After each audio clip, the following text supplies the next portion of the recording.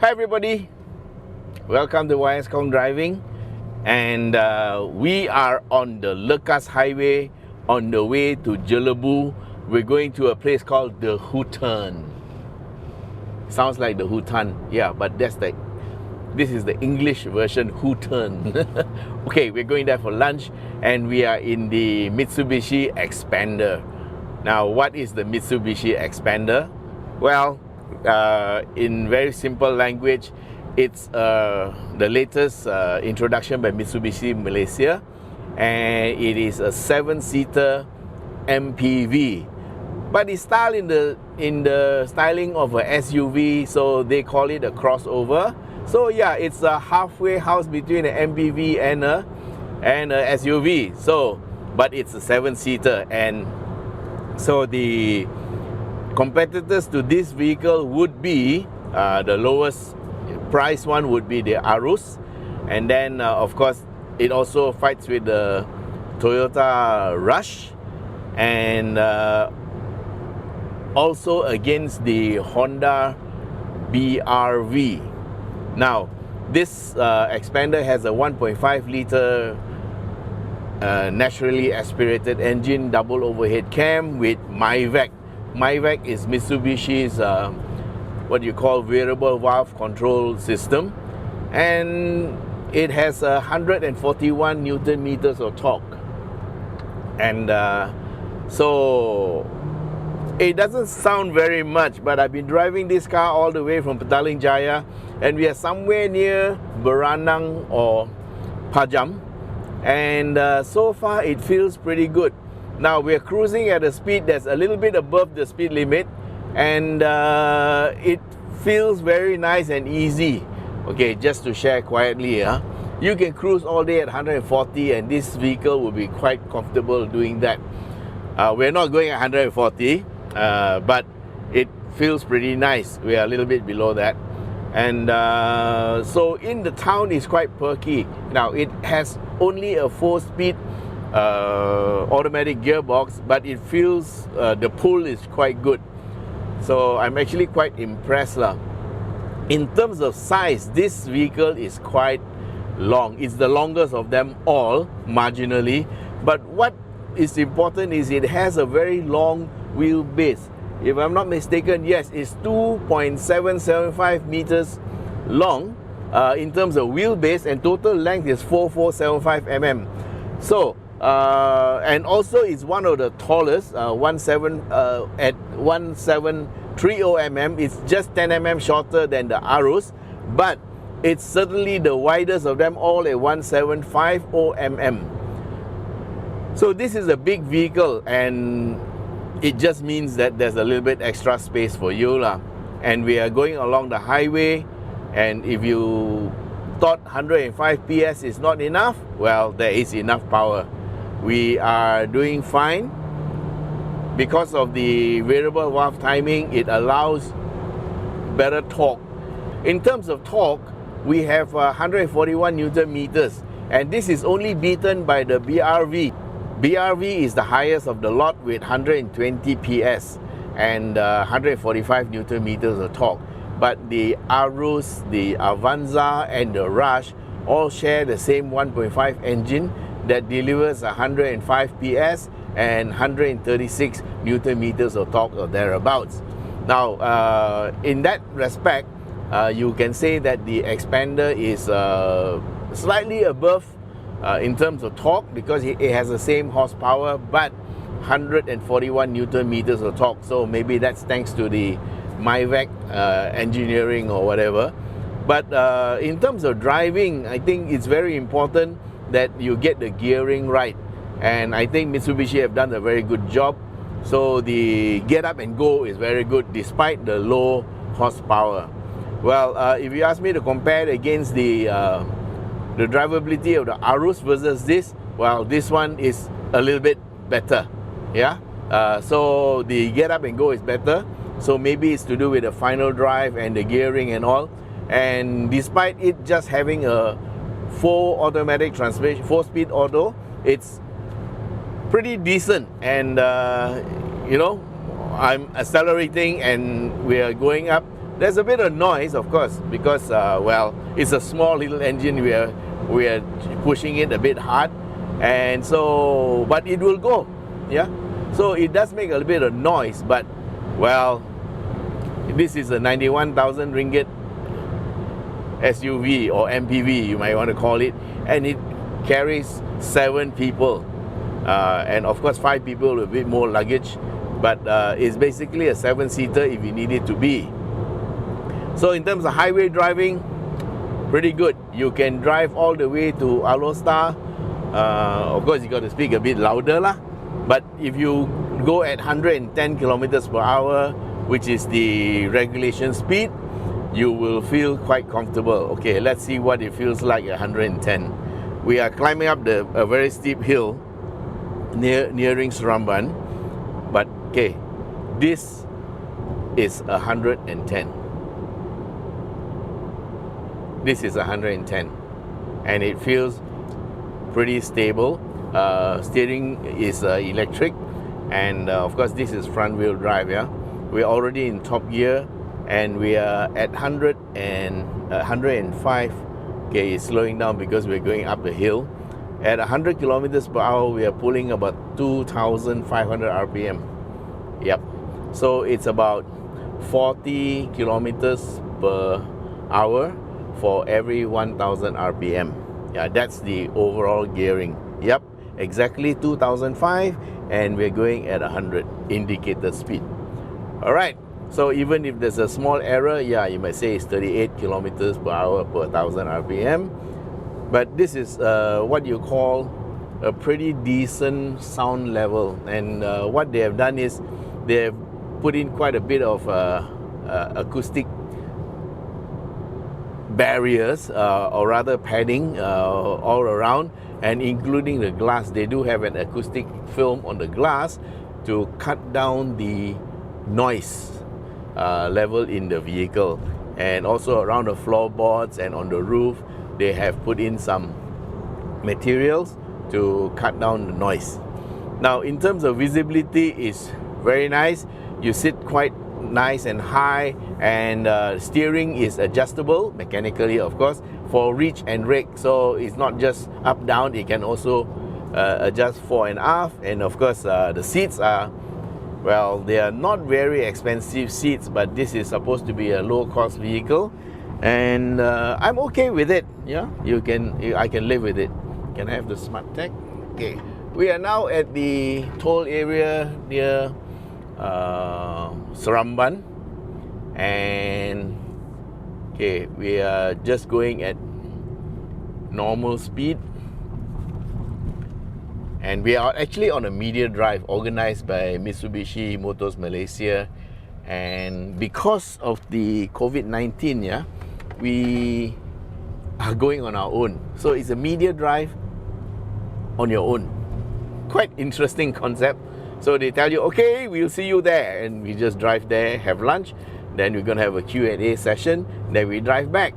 So they have given us quite a good mixture of roads, and right now we're on the Lekas Highway. So we're gonna go a little bit Lekas. Okay, we're going to look for Ambangan turn off. But anyway, just for your information, I'll tell you, you'll have to trust me, take my word for it. Top speed is around 180, 181, and actually handling is quite respectable. Okay, just to reconfirm, yeah, the front suspension is McPherson struts, and at the back you get a torsion beam, and brakes are ventilated in front, and there are drums at the back. Well, so far we haven't done any what you call spirited driving, so we can't say much about the brakes. But anyway, the car is 1.265 kilos heavy, and amongst its peers, it's around this weight. Everybody is around this type of weight, and so the power to weight ratio is about the same for all. So it all boils down to gearing and the engine architecture. Okay, just as an additional piece of information.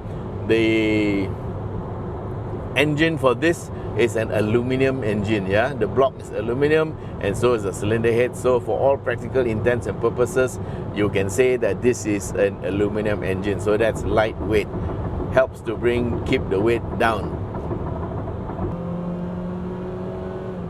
Okay, that's the sound of the gearbox accelerating. Yeah, I'm just keeping the throttle flat on the floor, and it's just accelerating by itself. Okay, so here's where we run the 45 kilometers of winding roads. Yeah, there's a bit of civilization here, so we have to wait for a while until we get to a more lonely part of the road. We are 30 kilometers from Kuala Kelawang, and after that there's another 15 kilometers of driving towards this place called the Hutan, where we're going to have lunch thanks to Mitsubishi. And okay, there's a double line here. Now this is the Jalan Pantai on the way to Kuala Kelawang and Titikong.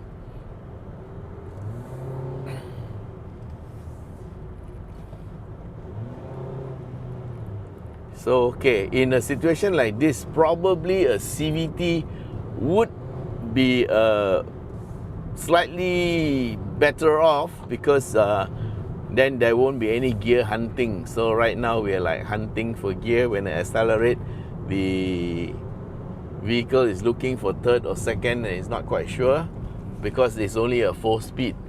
Now the ideal situation here would be a 5 or 6-speed auto gearbox, but of course I don't think it's going to be possible in the car at this price level. So the best they can do is a 4-speed.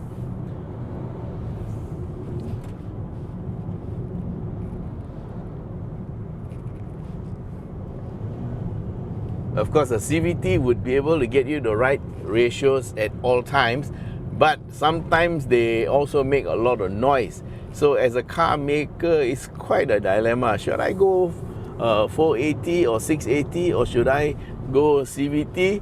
Well, it's a decision that they have to make, and so we just have to, what you see is what you get. That's what we're getting. Okay, so guys, please understand, this is a 7-seater MPV or crossover that you buy for your family use, and this is not a sports car. Of course, when we drive, we try to go a little bit faster and to put the car through its paces so that you will know what you are getting. Okay, so we are not saying you should drive like how I drive the car, but I'm just testing the car for your benefit. Okay, we are suffering through a lot of double line, so we just have to wait for the right moment when the road clears and we can overtake.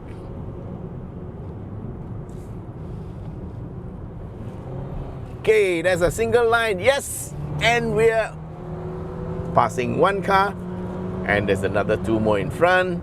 But I must say the overtaking response is quite good, so not too bad.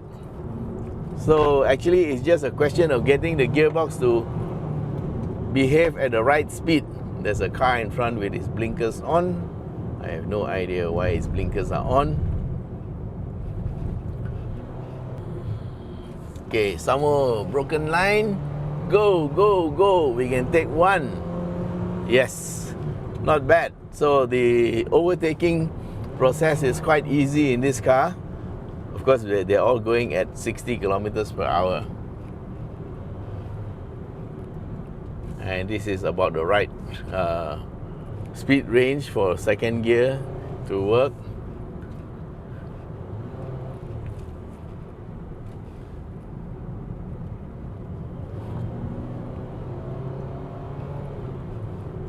Okay, we are at Pantai, which in English translates to beach. B-E-A-C-H, beach, right? Get the pronunciation right. I have a secret passenger in the car.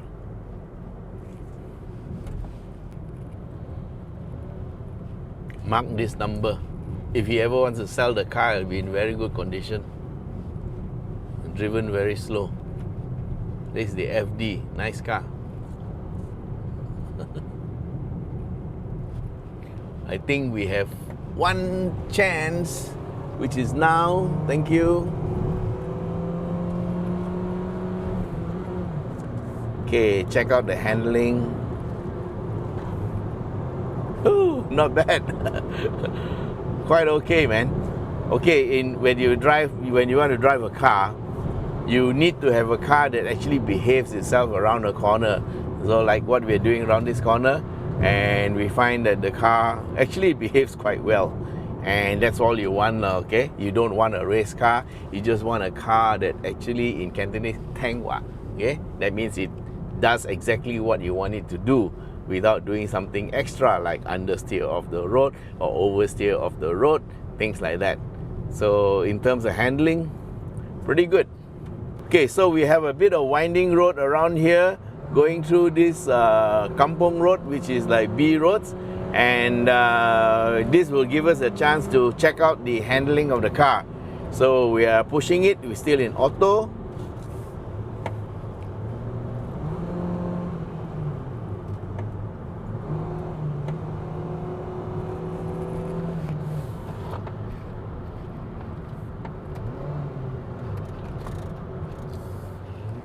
I'm going to shift down to 2. This will prevent gear hunting. So this is like second gear up to... Okay, I'm going to go to D and turn off OD, okay? So that means I'm in third gear. And the maximum gear that we will go is the third gear.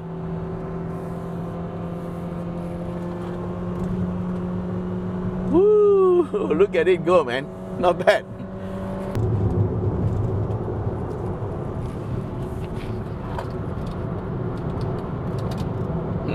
This is an interesting set of corners.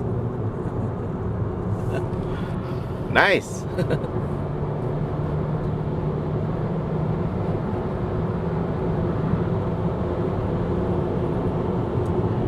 Okay, so we're going into a kampong area, so we're going to slow down, and I suppose that concludes our handling test, yeah? And so my overall conclusion, yes, this is a very nice car to drive. It handles the corner quite well. In terms of comfort, yeah, this car is on the firm side of comfortable, and it has to be like that because with a weight of 1.2 tons and capability to carry maybe 500 kilos of people, 7 people, yeah. So the total gross vehicle weight will be around 1.7, 1.8 tons, and therefore with the addition of at least another 50% of weight onto the vehicle, the suspension has to be made strong in order to be able to hold that weight, and the springs must be stiffer, because if you have them very soft, you put 7 people inside the vehicle, then the whole thing will be kneeling on the floor. Yeah, so that's why you need to have that minimum ability to hold up the weight. That is why for smaller vehicles the suspension is always on the stiffer side. And of course, the downside of it is your ride is a bit more uncomfortable, but the upside of it is your cornering is quite good. So what I would say for Mitsubishi is that they've done a decent job putting in the right combination. You can see we're going at about 70 kilometers per hour, and the vehicle is actually quite nice and how do I say it? Quite nice and supple, yeah. It feels pretty solid without wallowing, not a lot of body roll, but at the same time it is comfortable. There's no jarring effect and all that, so you can actually have a very enjoyable drive. So anyway, that's it for our first impressions. We hope to be able to take it up the mountain one day and show you what it can do or what it cannot do. But anyway, thanks for being with us, and this concludes our test drive. Hope you liked it. If you like it, please share, and if you have not subscribed, you know what to do, guys. Okay, we need all the subscribers we can get.